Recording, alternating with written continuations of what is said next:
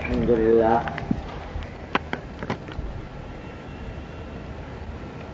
لله نحمده ونستعينه ونستغفره ونؤمن به ونتوكل عليه ونعوذ بالله من شرور أنفسنا ومن سيئات أعمالنا من يهده الله فلا مضل له ومن يضلله فلا هادي له وأشهد أن لا إله إلا الله وحده لا شريك له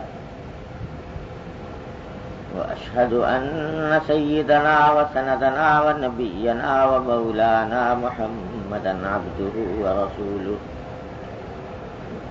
صلى الله تعالى عليه وعلى آله وأصحابه وبارك وسلم تسليما كثيرا أما بعد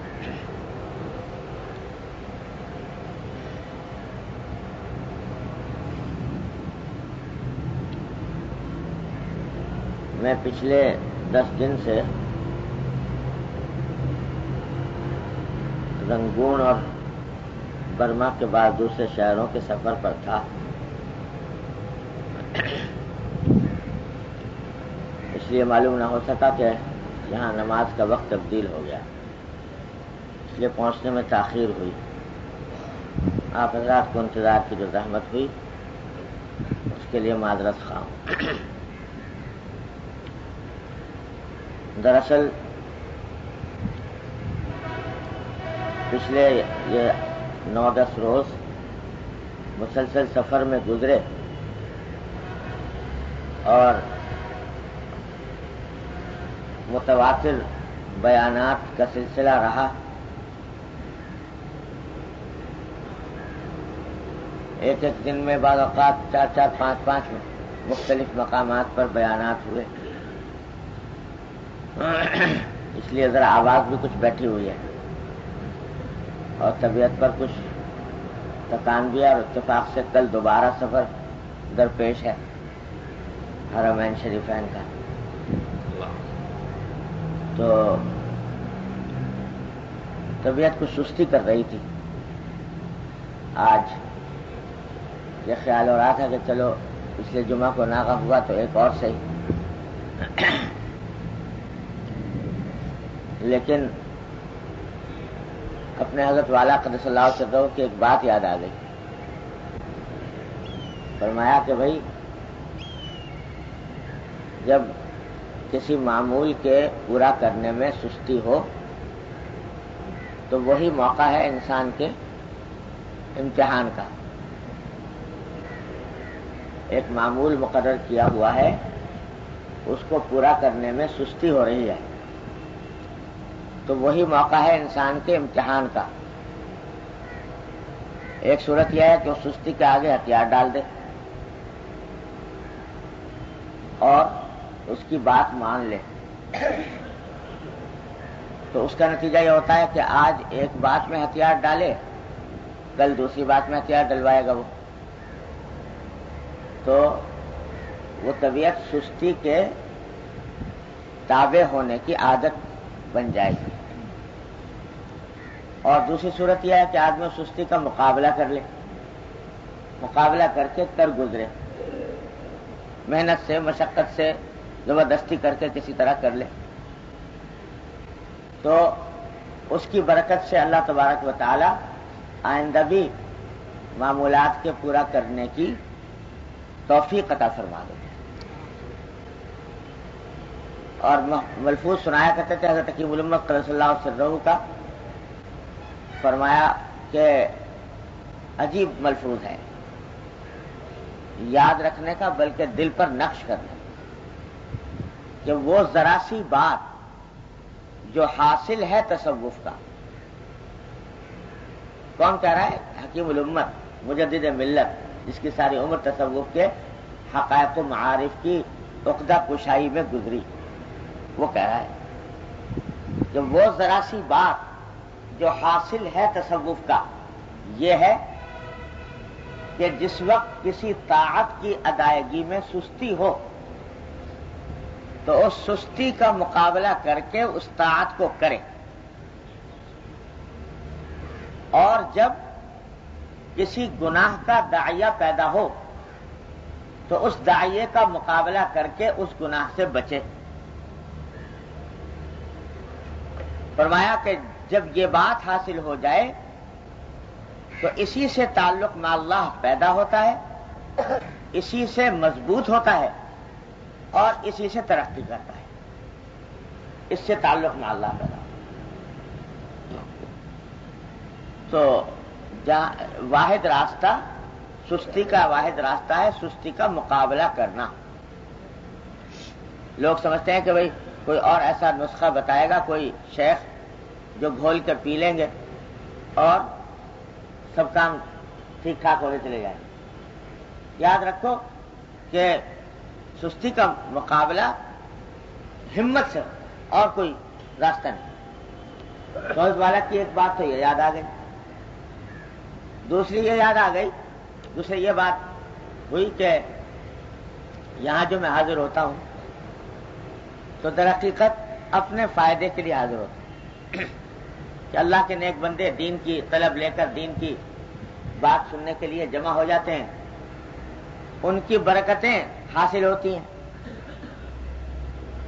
اور جب کچھ لوگ اللہ جل جلالہ کے دین کی خاطر جمع ہوتے ہیں تو ایک دوسرے کی برکتوں کا آپس میں ایک دوسرے پر انعکاس ہوتا ہے۔ تو میں تو ہمیشہ اسی نیت سے آتا ہوں اپنا فائدہ حاصل کرنے کے لیے کہ ایک دوسرے سے دین کی خاطر ملنا بیٹھنا یہ فائدہ مند ہے، اور جو لوگ طلب لے کر آئے ہوں دین کی ان کی برکات حاصل ہو جائیں۔ تیسری بات جو ہے وہ یہ کہ حضرت حکیم الامت مولانا تھانوی قدس اللہ سرہ کی ایک بات اور یاد آئی جو حضرت والا ہی سے سنی تھی، اور وہ بھی ہمیشہ یاد رکھنا۔ فرمایا کہ حضرت حکیم الامت قدس اللہ سرہ ایک مرتبہ بیماری پہ بستر پر لیٹے ہوئے تھے، اس بیماری میں جس میں وفات ہوئی، مرض الوفات۔ ڈاکٹروں نے منع کر رکھا تھا ملاقات سے بھی، بات چیت سے بھی، کاموں سے بھی، تو آنکھیں بند کیے ہوئے لیٹے ہیں۔ اچانک فرمایا کہ بھئی مولوی شفیع صاحب کہاں ہیں؟ میرے والد ماجد صلی اللہ علیہ وسلم۔ ان کو حکم دے رکھا تھا احکام القرآن عربی زبان میں قرآن کریم کی تفسیر احکام سے متعلق اس کی تالیف کا۔ تو فرمایا کہ وہ کہاں ہیں؟ خیر کسی نے بلا دیا تو حضرت والد صاحب قدس اللہ سرہ کو بتایا کہ بھئی آپ فلاں آیت کی تفسیر لکھ رہے ہیں، تو فلاں آیت کے تحت یہ بات بھی لکھ دینا۔ اب مرض وفات میں لیٹے ہیں اور دل میں دماغ میں قرآن کریم کی آیات کی تفسیر اور یہ باتیں گھوم رہی ہیں، اور بلا کر سمجھایا کہ اس آیت کے تحت یہ بات بھی لکھ دینا۔ تو کسی نے حاضرین میں سے کسی نے عرض کیا کہ حضرت اس وقت طبیبوں نے منع کر رکھا ہے، بات چیت سے روکا ہوا ہے، آپ یہ کیوں اپنے اوپر زحمت برداشت فرماتے ہیں؟ یہی بات بہرحال وہ عالم ہیں، لکھ رہے ہیں، لکھ لیں گے جو کچھ لکھنا ہے، ایسی کہ اس کی وجہ سے اپنی صحت خراب کریں، یہ کیوں؟ تو حضرت نے جواب میں فرمایا کہ بھئی بات تو ٹھیک ہے کہتے ہو، لیکن میں سوچتا ہوں کہ وہ لمحات زندگی کس کام کے، وہ لمحات زندگی کس کام کے جو کسی کی خدمت میں صرف نہ ہو، وہ لمحات زندگی کس کام کے جو کسی کی خدمت میں صرف نہ ہو۔ تو اس واسطے ذہن میں یہ بات آئی کہ یہ لکھ دیا جائے، خدمت ہو جائے۔ تو یہ خادمیت عجیب چیز ہے، اللہ تبارک و تعالیٰ اپنی رحمت سے ہمارے دلوں میں پیدا فرماتے ہیں خادمیت کا جذبہ۔ ہمارے حضرت فرمایا کرتے تھے ڈاکٹر صاحب صلی اللہ علیہ وسلم کہ میاں خادم بنو، ہر ایک کے خادم، خدمت پیدا کرو. عجیب بات فرماتے ہمارے حضرت والا کا بھی انداز عجیب و غریب تھا. فرمایا کرتے تھے کہ دیکھو میں تمہیں ایک ایسا منصب اور عہدہ بتاتا ہوں کہ جو دنیا میں سب سے منفرد عہدہ اور منصب ہے، اور دنیا کے منصبوں کا حال یہ ہے کہ اگر اس کو حاصل کرنا چاہو کسی کے اپنے اختیار میں نہیں. کیا حاصل کر لیں؟ دل چاہ رہا ہے کہ صدر مملکت بن جاؤ. اب صدر مملکت بننا اختیار میں نہیں. دل چاہ رہا ہے وزیر اعظم بن جاؤ، وہ بننا اختیار میں نہیں. دل چاہ رہا ہے اسمبلی کا ممبر بن جاؤ، وہ بھی اپنے اختیار میں نہیں. پتہ نہیں کتنے پاپڑ بیلے پھر بھی پتہ نہیں کیا نکلے نتیجہ کیا نہ نکلے. اور کہیں کسی میں افسر لگنا چاہتا ہے، کوئی بڑی ملازمت چاہتا ہے تو درخواستیں لیے پھرو، انٹرویو لو، دو، خدا جانے کیا کچھ کرو، اپنے اختیار میں. پھر اگر مل گیا کسی طرح دوڑ دھوپ کر کے منصب تو کیا ہوتا ہے کہ لوگ حسد کرتے ہیں کہ دیکھو بھائی آگے بڑھ گیا ہم پیچھے رہ گئے. حسد کرتے ہیں، سازشیں کرتے ہیں، خدا نے کیا کچھ کرتے ہیں. اور پھر جب کسی جس نے منصب پر لگایا وہی جب چاہے معزول کر دے. اچھا خاصا وزیر اعظم بنا بیٹھا ہے، ختم ہو گیا. صدر بنا بیٹھا ہے، ختم ہو گیا، کسی نے معزول کر دیا. تو ساری دنیا کے عہدے منصب ایسے ہیں کہ نہ تو ان کا حصول اپنے اختیار میں، اور لوگ اس کے اوپر حسد بھی کرتے ہیں، اور معزولی کا بھی ہر وقت خطرہ. تمہیں میں ایک ایسا منصب بتاتا ہوں جس کا حاصل کرنا بھی اپنے اختیار میں، وہ حاصل کر لو تو کوئی تمہارے اوپر حسد بھی نہیں کرے گا، کوئی تمہارے سے لڑے گا نہیں، اور کوئی تمہیں اس سے معزول نہیں کر سکتا. اور وہ منصب ہے خادم کا منصب. خادم بن جاؤ، خادم کا منصب اختیار کر لو. خادم کا جب منصب اختیار کر لو گے اپنے اختیار میں ہے. یہ کسی کے اوپر موقف نہیں، نہ اس کے لیے ووٹ ڈالنا پڑے، نہ اس کے لیے الیکشن کرنا پڑے، نہ کسی کے سامنے درخواست کرنی پڑے. بھئی میں تو خادم ہوں، خدمت کر رہا ہوں. اور نہ کسی سے کو حسد ہو، وہ خدمت کام ہی خدمت کا کر رہا ہے تو دوسرا کیا حسد کرے گا. اور نہ کوئی معزول کر سکے اس سے. تو فرمایا خادم بن جاؤ. کس کے خادم؟ کہتے ہیں بھائی تم خادم بن جاؤ اپنے گھر والوں. خادم جو کام کرو خدمت کے وسیلے سے کرو. بھائی میں تو خدمت کر رہا ہوں، اپنی بیوی کا بھی خادم، اپنے بچوں کا بھی خادم، اپنے اہل و عیال کا بھی خادم، اپنے دوستوں کا بھی خادم. ہر کام خدمت کے نقطۂ نظر سے کرو کہ میں ان کی خدمت کر رہا ہوں. اور جو کوئی ملنے جلنے والے ہیں ان کی بھی خدمت کرو، ان کی بھی خدمت کرو. اور جو اللہ کا بندہ، اللہ کی مخلوق کا کوئی بندہ ہے اس کی خدمت جب موقع مل جائے خدمت میں لگے رہو. جو کام کرو خدمت کے لیے کرو. واعظ کہہ رہے ہو وہ بھی خدمت کے لیے، تسلیم کر رہے ہو وہ بھی خدمت کے لیے. ہر کام خدمت کے نقطۂ نظر سے انجام دو. خادم بنو، خادمیت کا منصب حاصل کرو. سارے جھگڑے مخدوم بننے میں، خادم بننے میں کوئی جھگڑا نہیں. تو واقعی عجیب بات حضرت نے ارشاد فرمائی. اللہ تعالیٰ عمل کی توفیق عطا فرمائے. وہ تو فرماتے ہیں میں تو اپنے آپ کو خادم سمجھتا ہوں. حضرت خود فرماتے ہیں کہ میں تو اپنی بیوی کا بھی خادم، بچوں کا بھی خادم، اپنے مریدوں کا بھی خادم، اپنے تعلقات کا بھی خادم، ہر ایک کی خدمت. تو پھر تو فرمایا کہ وہ لمحات زندگی کس کام کے جو کسی کی خدمت میں صرف نہ ہو. اور جب یہ منصب اللہ تعالیٰ عطا فرما دیتا ہے تو اس منصب میں شیطانی دسائش بھی کم ہوتے ہیں. بھائی شیطان تو یعنی عجب، تکبر، بڑائی وہ پیدا ہوتی ہے ان عہدوں میں جو دنیا میں بڑے سمجھے جاتے ہیں. خادم کے عہدے میں کیا بڑائی. تو اس واسطے اللہ تبارک و تعالیٰ اس کے اوپر بڑی فضیلتیں نوازتے ہیں.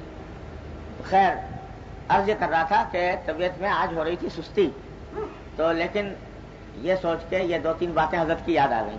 اور اللہ والوں سے تعلق قائم کرنے کا بھائی یہی فائدہ ہوتا ہے.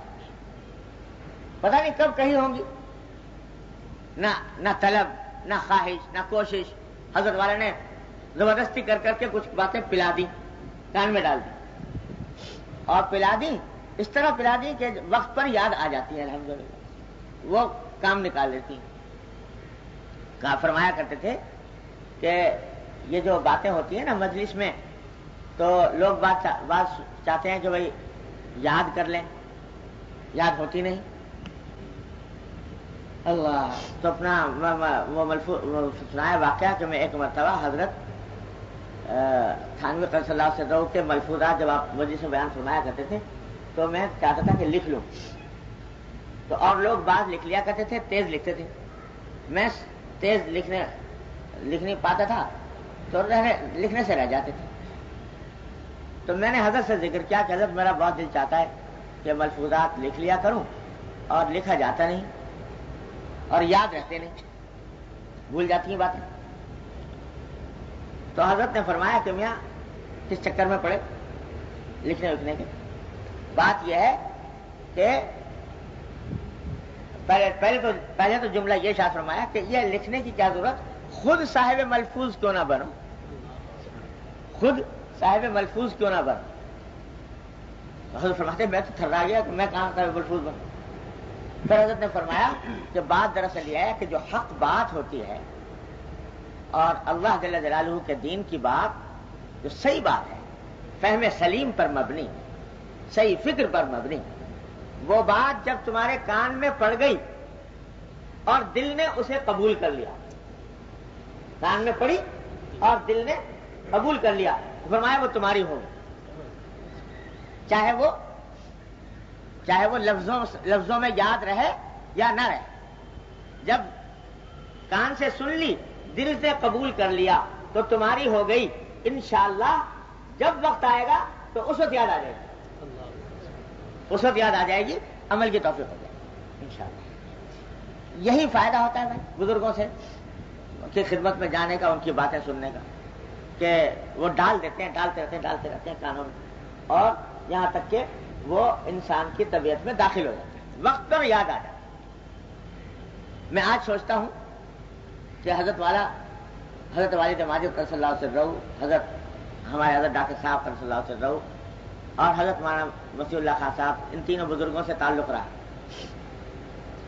اپنا تو حال تباہ تھا ہی، لیکن ان کی خدمت میں اللہ تعالیٰ نے حاضری کی توفیق عطا فرما دی، اور ان کا کرم تھا، ان کا فضل تھا.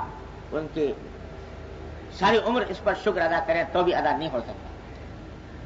تو نہ طلب نہ خواہش نہ کچھ، لیکن وہ زبردستی ڈال گئے، کچھ باتیں پلا گئے، کھانے میں ڈال. اب میں سوچتا ہوں اگر میں لکھنے بیٹھوں بھائی کیا کیا باتیں یاد ہیں، تو نمبر 1 نمبر 2 نمبر 3 کر کے اگر لکھنا چاہوں تو مشکل ہے یاد آنا، لیکن وقت پر کسی نہ کسی وقت پر یاد آ جاتی ہے. اس موقع پر یہی فائدہ ہوتا ہے بزرگوں سے تعلق رکھنے کا. تو اللہ تبارک و تعالیٰ اپنی رحمت سے ان بزرگوں کا دامن ہمیں تھامے رکھنے کی توفیق عطا فرمائے. تو پھر بڑی نعمت ہے، بڑی نعمت. اور بزرگوں کے جس طرح خدمت میں حاضری نعمت ہے اور بات سن لینا نعمت ہے، اسی طرح ان کے ملفوظات، حالات، سوانے یہ پڑھنا بھی اس کے قائم مقام ہو جاتا ہے. تو آج یہ حضرات موجود نہیں ہیں، لیکن الحمدللہ چھوڑ گئے ہیں. یہ سب باتیں لکھی ہوئی بھی ہیں، چھپی ہوئی بھی ہیں، ان کو مطالعے میں رکھنا چاہیے، کام آ جاتے ہیں لوگ. خیر چلو، تو یہ کیونکہ بات ذہن میں آئی تھی اور باتیں تھی بڑی کام کی ساری، تو اس واسطے میں نے کہا آپ کو بھی سنا دوں. اللہ تبارک و تعالیٰ اپنی رحمت سے ہم سب کو اس کے اوپر عمل کی توفیق عطا فرمائے. جب بھی سستی ہو تو معمول کے سلسلے تو اس کو مقابلہ کرنا چاہیے. دیکھو عذر اور چیز اور سستی اور چیز. عذر ہو پھر چھوٹ جائے تو کوئی غم نہیں، بیمار ہے چھوٹ گیا، کوئی اور سفر پیش آ گیا چھوٹ گیا تو وہ کوئی حرج نہیں. جب اللہ میں نے اس کے اوپر مواخذہ نہیں کیا اور اس کی پابندی کی تلقین نہیں فرمائی تو ہم کون ہیں؟ جب اللہ نے رخصت عطا فرمائی تو رخصت ہے، تو اس پر رنج نہیں کرنا چاہیے. بیماری میں معمول چھوٹ گیا یا سفر میں چھوٹ گیا یا کسی زیادہ اہم مصروفیت میں چھوٹ گیا جو دین ہی کا تقاضا تھی. ماں باپ کی خدمت میں لگا ہوا ہے، ماں باپ بیمار ہو گئے، ان کی خدمت میں لگا ہوا ہے، اب اس خدمت کی وجہ سے معمول چھوٹ گیا، کوئی پرواہ نہیں، اس سے کوئی رنجیدہ نہیں ہونا چاہیے. تو عذر کی وجہ سے چھوٹ جائے تو اس پر رنج نہ کرنا چاہیے، اور سستی کی وجہ سے چھوڑنا نہیں چاہیے کہ سستی ہو رہی ہے زیادہ چھوڑ۔ سستی کا واحد علاج یہی ہے کہ اس کا مقابلہ کرو، ڈٹ جاؤ اس کے آگے، ہمت سے مقابلہ کرو، اور اس کا علاج سوائے استعمال ہمت کے کچھ اور نہیں، سستی کا علاج بس اس کا مقابلہ یہی ہے۔ یہ تنہا یہ بات بھی اگر ہماری زندگیوں میں آ جائے، سستی کا مقابلہ، بس سمجھو آدھا کام مار لیا، اس کے بعد اللہ تبارک و تعالیٰ اپنی رحمت سے توفیق عطا فرمائے۔ تو بہرحال حدیث جو پچھلے آخری بیان میں شروع ہوئی تھی، اللہ، وہ کچھ خوابوں سے متعلق تھی۔ یا اللہ، خوابوں کے بارے میں تھی نا بھائی، لم یبقى من النبوة مبشرا۔ تو اسی سے متعلق 2-3 حدیثیں اور ہیں، اور ایسی ہیں جو اکثر و بیشتر جن کے بارے میں لوگوں کو معلومات نہیں ہے، اس میں غلط فہمی میں پڑے رہتے ہیں، تو ان کو پڑھ لینا مناسب اور ضروری ہے۔ پہلی بات یہ فرمائی نبی کریم صلی اللہ علیہ وسلم نے، حضرت ابو ہریرہ سے روایت ہے کہ رسول اللہ صلی اللہ علیہ وسلم نے فرمایا، من رآنی فی المنام فقد رآنی لا یتمثل الشیطان بی۔ اللہ، کہ جس شخص نے مجھے خواب میں دیکھا، یعنی نبی کریم سرور دو عالم صلی اللہ علیہ وسلم کی خواب میں زیارت کی، تو اس نے مجھی کو دیکھا، کیونکہ شیطان میری صورت میں نہیں آ سکتا۔ اگر کسی کو اللہ جل جلالہ یہ سعادت عطا فرما دیں نبی کریم صلی اللہ علیہ وسلم کے خواب میں زیارت ہو جانے کی، بڑی عظیم سعادت ہے، کیا ٹھکانہ ہے اس خوش نصیبی کا۔ تو فرمایا کہ جب مجھے دیکھے تو مجھی کو دیکھے، شیطان میری صورت میں نہیں آ سکتا۔ یعنی مطلب یہ ہے کہ جو شخص نبی کریم سرور عالم صلی اللہ علیہ وسلم کو اس معروف حلیے کے مطابق دیکھے جو آپ کا احادیث کے ذریعے ثابت ہے، تو وہ حضور ہی کو دیکھتا ہے۔ شیطان یہ نہیں کر سکتا کہ وہ دھوکہ دے دے کہ آپ کی معاذ اللہ آپ کی صورت مبارکہ میں آ جائے۔ تو یہ حضور اقدس صلی اللہ علیہ وسلم نے یہ اپنی خصوصیت بیان فرمائی خواب میں زیارت۔ الحمدللہ اللہ تعالیٰ بہت سے مسلمانوں کو یہ سعادت عطا فرما دیتے ہیں، سرکار دو عالم صلی اللہ علیہ وسلم کی زیارت ہو جاتی ہے، تو بڑی عظیم نعمت ہے، عظیم سعادت ہے۔ البتہ مل جائے بغیر عطا کے، بغیر خاص کوشش محنت کے، بڑی سعادت ہے۔ لیکن اس معاملے میں مذاق مختلف رہے ہمارے بزرگوں۔ ایک مذاق یہ ہے کہ اس کی کوشش کی جاتی ہے کہ ایسے عمل کیے جائیں جس سے سرکار دو عالم صلی اللہ علیہ وسلم کی زیارت ہو جائے، اور بزرگوں نے ایسے عمل لکھے ہیں خاص کہ مثلا جمعرات کو، جمعہ کی شب میں اتنی بار درود شریف پڑھ کے اس سے یہ عمل کر کے آدمی سوئے تو سرکار دو عالم صلی اللہ علیہ وسلم کی زیارت ہونے کی توقع ہوتی ہے، امید ہوتی ہے کہ آپ کی زیارت ہو جائے گی۔ بعض حضرات کا ذوق یہ ہے کہ اگر کوئی کوشش بھی کرنا چاہے تو کر لے، لیکن دوسرے بعض حضرات کا ذوق کچھ اور ہے۔ میرے والد ماجد قدس اللہ تعالیٰ سرہ کے پاس ایک صاحب آیا کرتے تھے، آ کر عرض کرنے لگے کہ حضرت بہت طبیعت میں شوق ہوتا ہے سرکار دو عالم صلی اللہ علیہ وسلم کی زیارت کا، کوئی ایسا عمل بتا دیجئے کہ جس کے نتیجے میں یہ نعمت حاصل ہو جائے، سرکار دو عالم صلی اللہ علیہ وسلم کی زیارت کو۔ تو حضرت والد صاحب صلی اللہ علیہ وسلم نے فرمایا کہ بھائی تمہارا بڑا حوصلہ بڑا ہے، بڑے حوصلے والے آدمی کہ اس بات کی تمنا کرتے ہو کہ سرکار دو عالم صلی اللہ علیہ وسلم کی زیارت ہو جائے، ہمیں تو یہ حوصلہ ہوتا نہیں کہ یہ تمنا بھی کرے کہ ہم کہاں اور نبی کریم صلی اللہ علیہ وسلم کی زیارت کہاں. تو اس واسطے کبھی ایسے عمل سیکھنے کی نوبت ہی نہیں آئی، سوچا بھی نہیں کہ ایسے عمل سیکھے جائیں کہ سرکار دو عالم صلی اللہ علیہ وسلم کی زیارت ہو. اول تو ہم کہاں اور حضور کی زیارت کہاں، اور پھر ہو جائے تو اس کے آداب اور اس کے حقوق اور اس کے تقاضے کس طرح پورے کریں تو ہمت نہیں ہو، حوصلہ نہیں ہو. اللہ تعالیٰ خود سے عطا فرما دے، ان کا انعام ہے. جب وہ خود سے عطا فرمائیں گے تو انشاءاللہ اس کے آداب بھی پورے کرنے کی توفیق بخشیں. باقی ہم کس طرح اپنے کسب سے کوشش کر کے یہ مانگیں. ہے ایک مومن کے دل میں آرزو، وہ آرزو تو ہے، لیکن آرزو جو ہے وہ بڑی حوصلے والوں کے دل میں پیدا ہوتی ہے. مجھے تو حوصلہ ہوتا نہیں ہے. تو مذاق مختلف ہو. جیسے میں نے حضرت کا والد صاحب کا سنایا تھا کہ ہمیشہ میں نے دیکھا کہ روضہ اقدس کے اوپر جب کبھی حاضری ہوتی تو اپنے والد ماجد صلی اللہ علیہ وسلم کو دیکھا، کئی مرتبہ حاضری کا الحمدللہ ان کے ساتھ موقع ملا، تو کبھی جالی کے قریب تک پہنچ ہی نہیں پاتے تھے. ہمیشہ جالی کے سامنے ایک ستون ہے، اور ستون سے لگ کر بالکل وہاں کھڑے ہوتے. اب بالکل سامنا نہیں کرتے تھے، کوئی نہ کوئی آگے کھڑا ہو، اس کے پیچھے جا کے کھڑے ہو گئے، اس طرح کھڑے. اور پھر خود فرمایا ایک دن کہ ایک دن میری طبیعت میں یہ دل میں پیدا ہوا کہ شاید تو بھی بڑا عجیب شقی القلب آدمی ہے کہ اللہ کے بندے ہیں، قریب تک جاتے ہیں، جالی کے قریب تک پہنچ جاتے ہیں، قرب حاصل کرتے ہیں. جتنا قرب ہو جائے سرکار دو عالم صلی اللہ علیہ وسلم کا نعمت ہی نعمت ہے. لیکن تجھے توفیق نہیں ہوتی. میں کیا کروں کہ میرے قدم آگے بڑھتے ہی نہیں. تو کچھ شقاوت قلب ہے، کیا ہے؟ یہ دل میں خیال پیدا ہوا وہاں کھڑے کھڑے. تو فرمایا کہ یہ محسوس ہوا جیسے آواز آ رہی ہے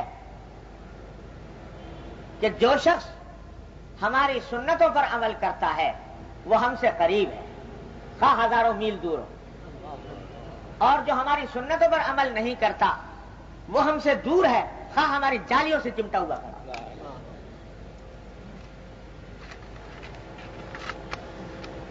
تو بھائی اصل چیز، اصل دولت وہ ہے نبی کریم صلی اللہ علیہ وسلم کی سنت کی اتباع. اللہ تبارک و تعالی اس کی توفیق عطا فرما دے. بیداری کی حالت میں ان کی سنتوں پر عمل کی توفیق ہو، یہ ہے اصل نعمت، اصل دولت، اصل قرب نبی کریم صلی اللہ علیہ وسلم. اور یہ سنت پر عمل کی توفیق نہیں ہے اور زیارت کے لیے روضہ اقدس کی جالی سے چمٹا ہوا کھڑا ہے یا زیارت کی کوشش کر رہا. بھائی اللہ بچائے کوئی لفظ ایسا نہ نکلے، اللہ تعالیٰ حفاظت فرمائے، جو بے ادبی کا ہو. لیکن ہمارے اکابر کا مذاق تو یہی ہے کہ اصل فکر اس کی کرو کہ سنت کی اتباع ہو رہی ہے کہ نہیں ہو رہی. سرکار دو عالم صلی اللہ علیہ وسلم کی سنتیں زندگی میں داخل ہو رہی ہیں کہ نہیں ہو رہی، فکر اس کی کرو. خوابوں کے پیچھے بہت زیادہ پڑنا یہ مطلوب اور مقصود نہیں، وہ نعمت ہے اللہ تبارک و تعالیٰ کی، اگر حاصل ہو جائے بہت بڑی نعمت ہے. لیکن اس کے اوپر مدار نہ جاتا، غیر اختیاری معاملہ ہے اس کی طرف. ہمارے طبقے میں ایک بہت مخلوق ہے جو خوابوں ہی کے پیچھے پڑی ہے. دن رات یہی فکر ہے کہ خواب اچھا آ جائے، یہ خواب آ گیا اس کی کیا تعبیر ہے، یہ خواب آ گیا اس کی کیا تعبیر ہے. درجہ خواب کی تعبیر کا بھی کچھ نہ کچھ. اسی لیے حضور اقدس صلی اللہ علیہ وسلم فرماتے ہیں کہ مبشرات کا یہ حصہ باقی ہے. اور اسی لیے یہ بھی معمول منقول ہے کہ جب آپ فجر کے بعد صحابہ کرام کے سامنے بیٹھتے تو پوچھ منتہا محسوس کریے اور اسی سے دھوکہ کھا جائے کہ خواب دیکھا اور سمجھ لیا کہ میں پہنچ گیا کہیں سے کہیں. تو خوب سمجھ لو کہ خواب اپنی ذات میں نہ درجہ بلند کرتا ہے نہ اجر و ثواب کا موجب ہوتا ہے. خواب جو ہے وہ اس کے بجائے اصل مدار ہے بیداری کے اعمال. بیداری میں کیا عمل کر رہے ہو یہ دیکھو. اسی لیے ہمارے حضرت حکیم الامت صلی اللہ علیہ وسلم تو نے تو یہ قصہ ہی ختم کر دیا تقریباً. لوگوں کی بے اعتدالی دیکھی، خوابوں کا سب کچھ سمجھتے ہیں، تو کوئی کہتا کہ صاحب حضرت میں نے خواب دیکھا ہے، ذرا کچھ اس کی تعبیر بتا دیجیے، تو حضرت ایک شعر لکھ دیا کرتے تھے کہ نہ شبم نہ شب پرستم کہ حدیث خواب گویم، ہم از آفتاب ہستم ہم از آفتاب گویم، کہ بھائی نہ تو میں رات ہوں نہ رات کا پجاری ہوں کہ خواب کی باتیں کروں، میں تو آفتاب سے نسبت ہے، یعنی آفتاب رسالت، آفتاب سنت رسالت میں آپ صلی اللہ علیہ وسلم، اس سے نسبت ہے، تو جو کچھ بات کہتا ہوں اسی آفتاب کی بات کہتا ہوں، یہ رات کی بات نہیں کرتا۔ تو خواب کے بارے میں عام طور سے یہ جواب دے دیا کرتا ہے، تو زیادہ اس کے پیچھے پڑنا بھی ٹھیک نہیں۔ ہاں اللہ تبارک و تعالیٰ کوئی اچھا خواب دکھا دیتے ہیں، نعمت ہے ان کی، مبشرات میں سے ہے، اس سے بشارت حاصل کرے، اس بشارت کا نتیجہ یہ ہونا چاہیے کہ اعمال صالحہ پر تقویت ہو۔ یہی فرق ہے، وہ جو میں پہلے سنایا تھا امام محمد بن سیرین رحمۃ اللہ علیہ کا مقولہ کہ الرؤیا تسر ولا تغر، کہ خواب جو ہے وہ خوش کرنے کے لیے اچھا ہے لیکن دھوکے میں نہ ڈالے آدمی کو۔ اور یہی فرق ہے، پہچان یہی ہے کہ اگر خواب دیکھا اچھا، بڑی فضیلت کا خواب دیکھا، خواب میں دیکھا جنت میں پھر رہے، فرض کرو جنت کے محلات دیکھے، جنت کے باغات دیکھے اور دیکھا کہ میں پھر رہا ہوں اس میں، تو بڑی اچھی بشارت ہے، لیکن اس سے دھوکے میں نہ آئے کہ بھائی ہو گیا میں جنتی، اب جنتی ہو گیا لہذا اب کچھ کرنے کی حاجت نہیں، کوشش کرنے کی حاجت نہیں۔ تو اگر کوئی شخص اچھا خواب دیکھنے کے بعد اعمال کے اندر اور زیادہ اہتمام کرنے لگتا ہے اتباع سنت کا، یہ علامت اس بات کی ہے کہ خواب سچا تھا، اچھا تھا، بشارت والا تھا اور اس سے غلط نتیجہ اسے نہیں نکالا۔ اور اگر خدا نہ کرے خواب تو دیکھ لیا، اب جناب چھٹی ہو گئی، اب تو پہنچ گئے، تو اب اس کے بعد اعمال کی چھٹی یا اس میں غفلت بڑھ گئی، تو اس کا معنی یہ ہے کہ خواب نے دھوکے میں ڈالا۔ اس کا استعمال حضور نبی کریم سرور دو عالم صلی اللہ علیہ وسلم کو بھی خواب میں زیارت جب ہو گئی تو کیا ہے ذرا سمجھ لو۔ اس کا حکم یہ ہے کہ اگر چونکہ حضور اقدس صلی اللہ علیہ وسلم کو زیارت کی اور حضور فرمائے ہیں کہ جب مجھے خواب میں دیکھتا ہے کوئی تو مجھے ہی دیکھتا ہے، شیطان میرے بھیس میں نہیں آ سکتا، تو اس واسطے اگر خواب میں سرکار دو عالم صلی اللہ علیہ وسلم کی زیارت ہو اور وہ کوئی ایسا کام کرنے کو کہیں جو شریعت کے دائرے میں ہے، مباح ہے، فرض ہے، واجب ہے، سنت ہے، مستحب ہے، مباح ہے، شریعت کے دائرے میں، اس کام کو کرنا چاہیے اہتمام کے ساتھ،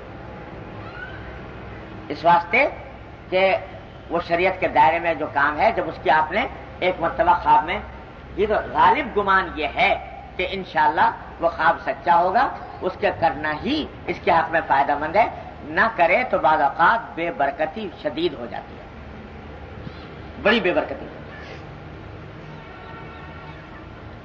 اللہ، لیکن اگر خواب میں بعض اوقات ایسے لوگوں کو ایسی باتیں بھی آ جاتی ہیں کہ جو شریعت کے دائرے میں نہیں، خواب میں زیارت ہوئی نبی کریم صلی اللہ علیہ وسلم اور ایسا محسوس ہوا کہ آپ نے یہ فرمایا، ایک ایسی بات فرمائی جو شریعت کے ظاہری احکام کے دائرے میں نہیں، اس سے باہر، تو خوب سمجھ لو اس خواب کی وجہ سے وہ کام کرنا جائز نہیں ہوتا،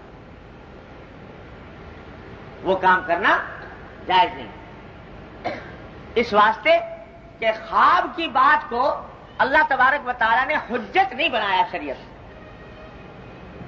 شریعت میں حجت نہیں ہے خواب، اور جو ارشادات نبی کریم صلی اللہ علیہ وسلم کے براہ راست ہم تک پہنچے ہیں قابل اعتماد واسطوں سے، وہ حجت ہے، لہذا ان کے اوپر عمل کرنا ضروری ہے، خواب کی بات پر عمل کرنا ضروری ہے، کیونکہ یہ تو صحیح ہے کہ کوئی شیطان حضور اقدس صلی اللہ علیہ وسلم کی صورت میں نہیں آ سکتا، لیکن بسا اوقات خواب کا دیکھنے والا جو ہے وہ اس کے اپنے کچھ ذاتی خیالات مل کر خواب گڑبڑ ہو جاتا ہے، اس کی وجہ سے اس کو غلط بات یاد رہ جائے تو اس کی وجہ سے حجت نہیں. ایک مرتبہ ایسا واقعہ پیش آیا عجیب. ایک قاضی تھے، فیصلے کیا کرتے تھے. تو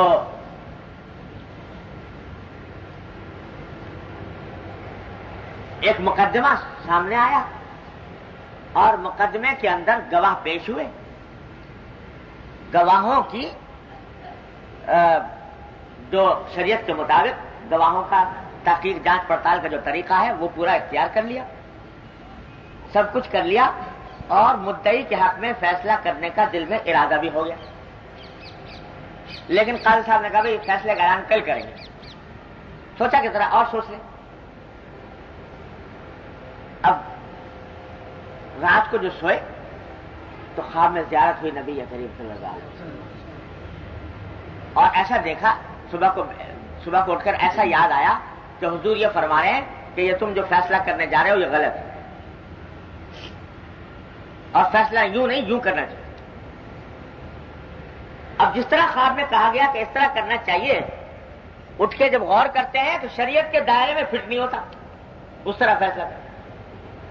اب بڑے پریشان کہ ظاہری طور پر شریعت کا جو تقاضا ہے اس کے حساب سے تو فیصلہ یوں ہونا چاہیے، اور خواب میں دیکھا کہ یوں ہو. بڑے پریشان.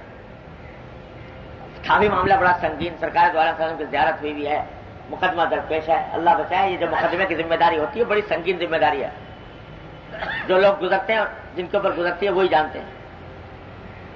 رات کو نیند خراب ہو جاتی تو اس میں بڑی پریشانی ہوئی. جو خلیفہ وقت تھے ان سے جا کے ذکر کیا کہ صاحب یہ مسئلہ پیش آ گیا، کیا کروں؟ کچھ علماء کو جمع کیجئے تاکہ ان سے مشورہ ہو.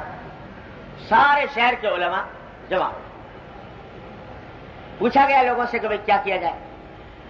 تو اکثر لوگ جو تھے وہ جو حاضر تھے انہوں نے یہ معاملہ بڑا سنگین ہے، حضور اقدس صلی اللہ علیہ وسلم کی زیارت ہوئی ہے اور آپ کے صورت میں شیطان آ نہیں سکتا، لہذا عمل کرنا چاہیے اس کے اوپر.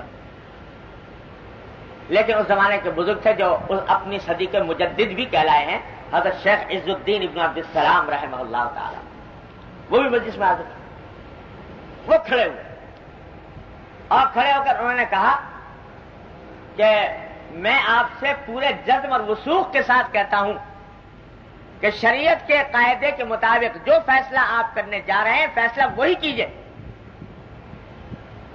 اور اس قوت سے کہا کہ وہی فیصلہ کیجئے اور سارا گناہ ثواب میری گردن پر. اس قوت کے ساتھ.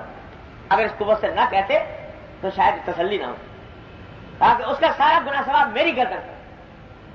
خواب کی بات کے اوپر فیصلہ کرنا جائز ہے، اس واسطے کہ خواب میں ہزار احتمالات ہیں.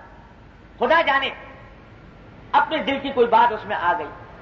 حضور کی صورت مبارکہ کے اندر تو شیطان نہیں آ سکتا، لیکن بیداری کے بعد شیطان نے کوئی وسوسہ ڈال دیا، کوئی غلط بات دل میں آ گئی. ہزار احتمال ہے، اور شریعت نے خواب کو حجت قرار نہیں دیا. اور جو حضور اقدس صلی اللہ علیہ وسلم کے ارشادات ہم تک سند متصل کے ساتھ پہنچے ہیں وہ ہمارے ذمہ حجت ہے، لہذا ہم اسی کے اوپر عمل کرنا ہے.